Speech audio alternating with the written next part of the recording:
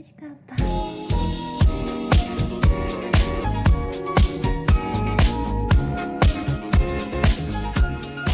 The year of 2015 came to a rapid close. Animator Expo continued to effectively display the infinite potential of animation to the world as a medium. A specific blue ribbon of a certain goddess dominated every orifice of anime-related internet for a straight month, and people's secret monster girl fetishes were finally revealed. Yeah, I looked at your mouse, you snake fuckers. And a pizza guy drew his favorite Love Live on the box for me at Anime Next 2015. It's Umi! It's Umi! It's Umi! Man Club went bankrupt later in the year. Kizu Monogatari got an actual release date that wasn't April 1st. Fullmetal Panic got announced for a new anime, and no, we didn't travel back to the mid-2000s. It was 2015. A great year. So, let's run down my favorites from the top. With every single second brimming with style, sensation, and creative energy, Kekkai Sensen was defined by its stylish vignettes in a retro fantasy New York. Each self-contained episode of Kekkai Sensen is filled with flashy visual ideas and narrative gimmicks, but its own episodic structure caused it to end up at an unfortunate juncture between a bunch of neat ideas and mixed execution. The individual episodes were varied and interesting enough to consistently entertain, but were way too disjointed from one another to invest yourself in any event that was happening. But the peaks of these vignettes are emotionally charged by contagiously fun personalities that are explored through a variety of compelling themes. And then Rie Matsumoto's original additions to the show even add some thematic weight to the original material, and makes for a constantly ominous, brooding promise of connecting the singular stories, which it doesn't completely manage to do, but that promise still gave more flavor to the self-containedness of it all. And the family theme that dominates Matsumoto's original White and Black story gives Leo's personal struggle some heartfelt focus, and adds some very, very needed structure to the disconnect of each episode, and keeps the show from being just a series of quirky action vignettes, but instead a weighted family story that manages to be propulsive, funny, endlessly inventive, and occasionally cathartic. Matsumoto's unparalleled visual direction and consistently innovative input elevates Kekkai Sensen to a show that style is mutually exclusive to its substance, and it exhibits more than enough of it to prove Kekkai Sensen is an inconsistent but poignant show.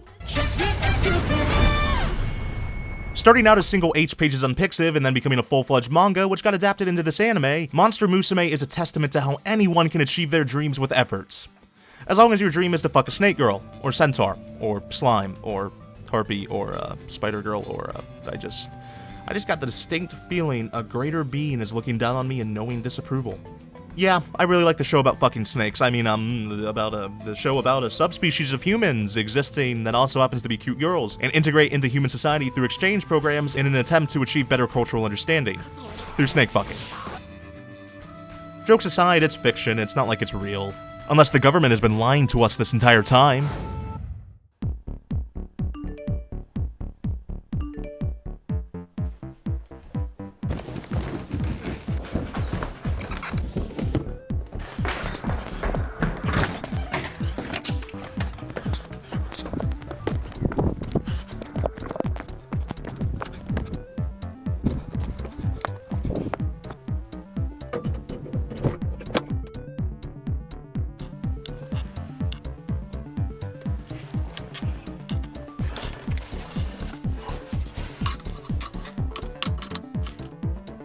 Safety first.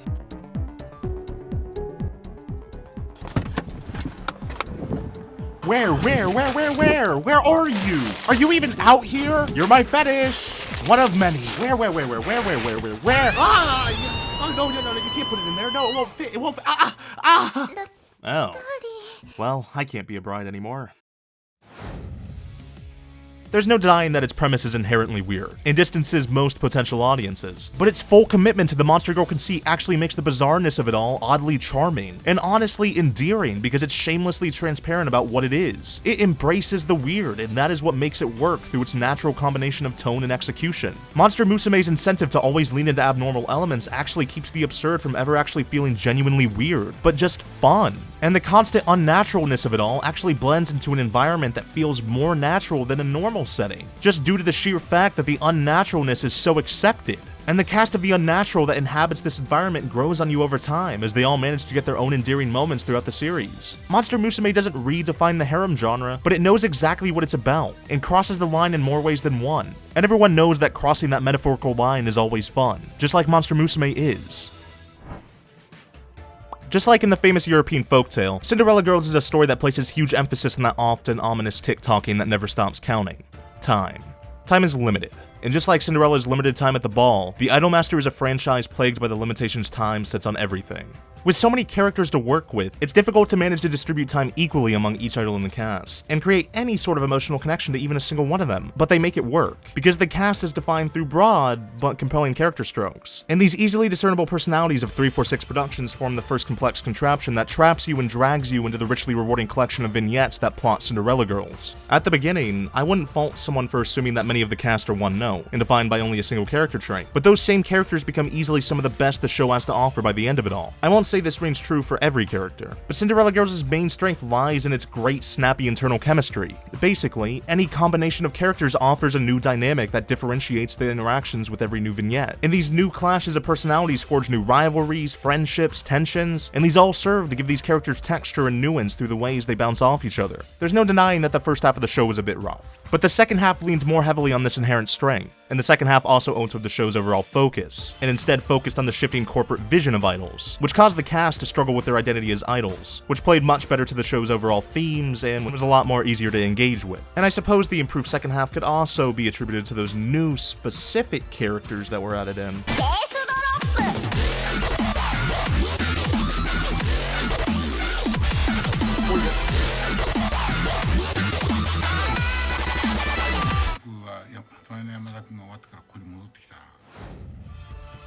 And adding that onto everything previously mentioned, Cinderella Girls possesses the capability to harness the inherent drama of its central career-focused thread to speak to something universal in the ways its characters bloom as we follow their lives as idols.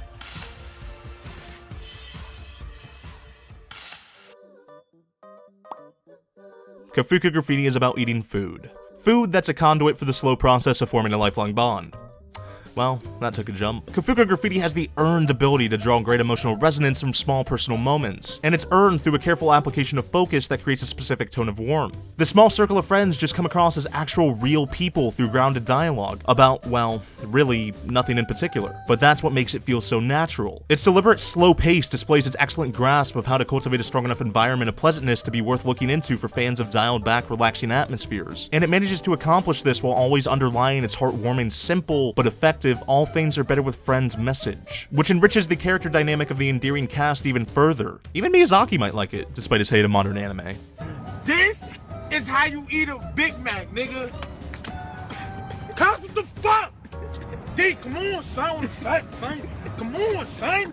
Okay, yeah, Miyazaki probably wouldn't. Regardless, Kafuka Graffiti indulges in life's small moments, taking it in as it is and truly living through others. Lives are their own individual entities. They cannot help but intertwine with those of others to create much fuller narratives. And all of these narratives come together at the small bar in Purgatory known as Quindecim. Death Parade's interest in exploring these kinds of narratives boded extremely well for the show overall. Not only did it gradually unveil details about the setting through these vignettes, not only did it not neglect the development of reoccurring characters, but it also cultivated a tonal atmosphere that allows these tales of comparative levity to coexist alongside the stories of the Arbiters, which allowed both of those stories to thematically reflect off each other. Originally, I honestly feared for the worst. I expected an overly morbid series that would only serve to demonstrate the worst of human nature, but while it was morbid, it was also very personal. Death Parade showcased the overwhelming sentiment that human lives cannot be systemized, and that sold to me just how thoroughly Death Parade is engaged with the systems and ideas it suggests. It attempts to give these human beings, lost to both the intentional unfairness of the Arbiter system and the episodic structure of the series, the weight their lives deserve. These characters and their lives were portrayed with genuine gravity and empathy, raising it above my early reservations of it to just string along a series of overly morbid games for the sake of entertainment. Death Parade, surprisingly, was a deeply compassionate show that's complete understanding of life aided its perspective on death. It delivered on that promise parade in a different way than I could have expected, because after all, life is a party and death is a parade. In a single sentence, I will roughly describe Yurikuma, lesbian bears from space. Never stop being you, Ikehara. 単純に面白いって言われるような作品だけを作りたいわけじゃない。 Never stop. And like with all of Ikehara shows, metaphor isn't just an illustration of narrative here. Metaphor is narrative, and it serves its higher purposes despite its inherent bizarreness. Higher purposes like talking about human connection, or illustrating themes like gender identity, or maybe just some gay bears. Don't ask questions. And these gay bears just go to show how one of fiction's greatest powers is its ability to speak to a captive audience, to invest people in issues and ideologies through character and narrative. And Ikehara has a perfect grasp on this, as he transcends simple messages by creating stories that are open dialogues to all who consume it. Through composition, editing, and cinematography, Ikehara stands as one of the best creatives to ever grace the animation industry. Every shot of his means something, and though it can be a little obtuse at times, it's still one intelligent piece of animation genius. With Yuri Kuma, Ikehara crafted yet another surreal contemporary fantasy with powerful allegorical undercurrents and a clever touch of absurdist humor. The interactions between his characters range from being absolutely ridiculous to overly understated. The dialogue tends to employ symbols that no watcher can overlook in their significances, but Ikehara also leans into the silliness of it all. And normally, all of these would clash to create an experience off-putting and entirely dislikable. Yet, Yuri Kuma is not entirely dislikable. In fact, it's likable. The pace that holds all of its separate elements together is the show's strong sense of visual and oral composition. Although that pace wasn't entirely enough, it's easily Ikehara's weakest show, because it feels very cramped. But it's cramped because it's filled with too many good things, but just not enough time to elaborate on those good things to make them better. It feels as though Ikehara was just bottled up in a room since Penguin Drum, and when he escaped, threw all of his abstract ideas into Yuri Kuma, and that caused it to fall into the pitfalls of overstatement. The story feels rushed, many of the characters fall flat, and some emotional hurdles are just way too high to leap over. In the beginning, these weaknesses are apparent, but Yuri Kuma becomes consistently more cohesive as it builds towards the end, and bandages up those misgivings. It is not a perfect show, but it is incredibly rich due to Ikehara's impeccable direction, surreal storytelling, and absurd humor. And then throw in Yukari Hashimoto's dreamlike musical score, and all of that blends together to forge enough of an artistic identity to cover the weaker bases. I adored everything that was Yuri Kuma, regardless of its failed ambitions. And at least unlike half of the anime of 2015, it had ambitions. And I prefer ambitious shows over the safety of genericism any day. I love ambition, and I never back down on love. Gatchaman Crowns is a conversation, and the first season ended the conversation at a very specific idea, left the room, went to a government building, and changed its name to Insight. Legally, of course. And Insight has continued the conversation by challenging that idea. I'd say Insight is more fully realized in the way it incorporates its diverse set of characters into the conversation, so I'd argue that it's probably surpassed the first season for the most part, besides leaving behind some good points that it used to have in the first season. It puts its focus on a more narrow view, discussing key topics instead of Trojan horsing way too many things into focus like the original did. It keeps its conversation with the audience focused and differentiates itself from the first season by coming back to a much simpler, slower, and explicit approach. Where the first season juggles with a dozen of intersecting major themes at the same time, Insight only juggles a few and spends the entirety of its time carefully placing its pawns, and tying its subject matter about the rifts in society that are carved by technology to those core themes, like anomaly on the internet, herd mentality, the purpose of leadership, and even heroism itself. This back and forth between the show and audience about these subjects is great on its own, but the characters lose out a lot because of it. The insular focus only cares about the character's perspective on the ongoing politics the show offers. They become nothing more than mouthpieces, or even worse, background elements. And this ignores the human treatment these characters received in the first season. Their characterization is sidelined, and without the human context present, these characters' decisions lose a lot of the weight. And although that's a loss to grieve over, the things Insight does different and right makes for an entirely new start to the conversation that is Gatchaman Crowns. And even amidst that, Insight does manage to stay fun, despite sidelining a lot of my favorite characters. Despite all the criticisms I have for Insight, I have just as much praise. It is still the same good old fun Gatchaman Crowns that I fell in love with. It's still a conversation, just a different approach to the conversation than the first season. And if you're asking me, it's a conversation worth joining. This season of Monogatari was a nod to the entanglement of arcs that defines the series. In the early arcs, most of Monogatari's cast began their appearance while in a room without a door, isolated. Nadeko hid behind her worn facade, Shinjagahara lived through lonesome self-denial, Hanekawa wore a smile while running from her family trauma, and Araragi lived through others' burdens, helping others but refusing to help himself. But at this point in the Monogatari timeline, everything has been built up through the personal vignettes that dotted the previous seasons. This season was an accumulation of all the growth these characters earned through their hard-fought battles with themselves. The sturdy relationships that were built on the foundation of their tribulations were on full display this season, as they finally showed us that their self-understanding has taught them to rely on others. Through Sodaki Lost, it's a direct reflection of the maturity that has overtaken the well-realized cast, as Araragi and Hanekawa struggled together to save Sodaki. The genuinely sincere execution on this deep-rooted sadness that plots many of the arcs displayed empathy not only to the suffering Sodaki, but also served as a direct reflection to how many of the cast used to be, when they were in their own emotional or social isolation. It was entirely appropriate that Sodaki's name literally means growth, as they used their previous experiences and failures to find a solution. And then came Shinobu Mail, which continued to articulate their growth by using its subliminal subliminal dialogue to convey the way its characters faltered, failed, and learned. Many things change over the course of arcs and seasons, but the most important change is the characters themselves. And their exhibition of their ability to have faith in the strength of others ties together numerous emotional and thematic threads from all across the series, which brings me back to my original point. Owari is a knot dedicated to wrapping up many of its thematic loose ends before reaching the real end to Monogatari. Or as Araragi put it, wrapping up one last story, an important last story, a story that paves the way to the real end.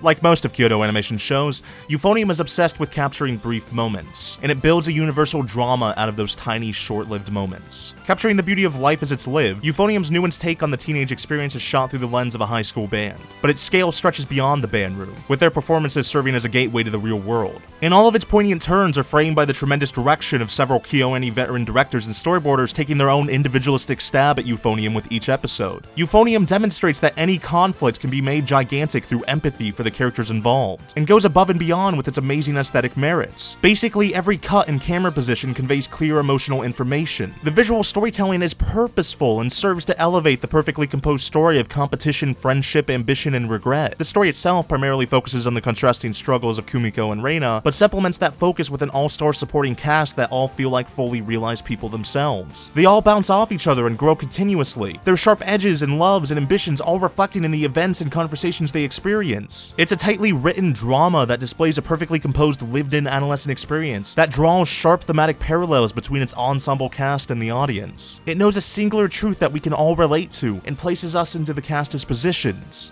I want to be better. I want to improve.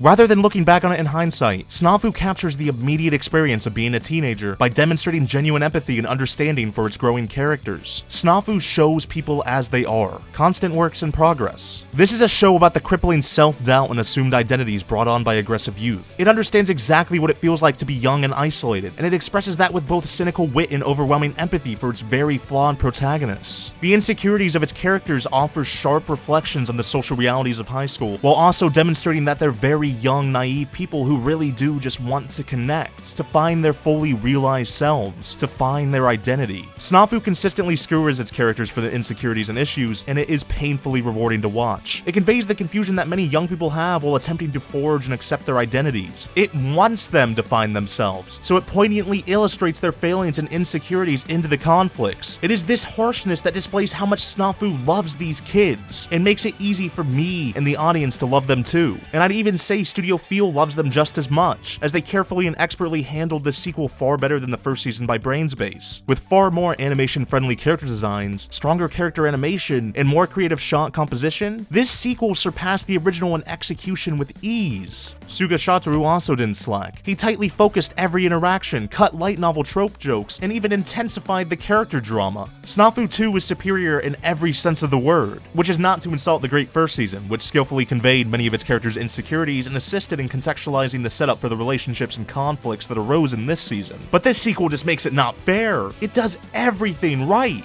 Besides the ending, which was kind of open and didn't really stick the landing. But anyway, it juggles the disconnect between its characters' critical, analyzing nature and incomplete perspectives with impressive ease, while simultaneously conveying personal insight about youth and self-identity. And that insightful truth it's conveying does not stand alone. The entire narrative is haphazardly constructed around it, because Snafu is about people. It is about them finding their place, and it is real.